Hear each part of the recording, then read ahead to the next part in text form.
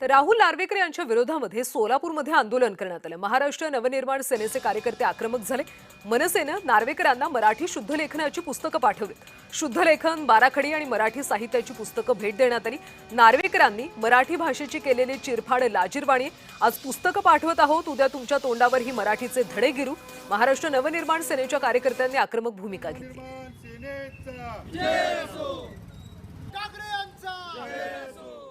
आणि या संदर्भात मनसे पदाधिकाऱ्यांची बातचीत केली आमचे प्रतिनिधी रवी ढोबळे यांनी।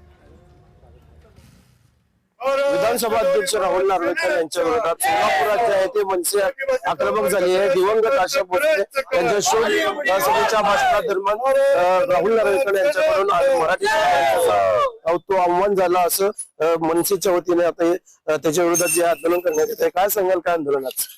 मराठी भाषेचा सातत्याने अवमान करणारे हे सरकार व काल तर हद्द झाली। या विधानसभा अध्यक्षाने शोक प्रस्ताव मांडत असताना मराठीची अतिशय निंदाजनक चिरफाड केली।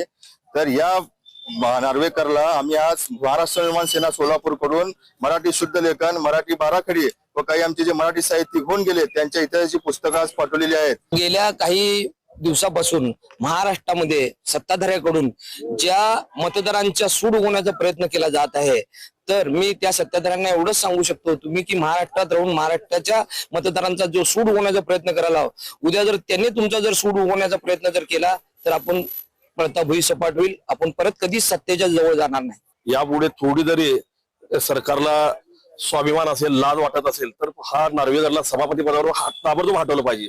तर हे मराठीचा अपमान हा जे केलेला त्याचा हे बदला म्हणा किंवा त्याला समज दिली पाहिजे, ते समज त्याला पोहोचली पाहिजे व्यवस्थित। त्याला त्या पदावर हटवल्यावरच त्याला समज पोहोचणार आहे ती। रवी ढोबळे, महाराष्ट्र न्यूज, सोलापूर।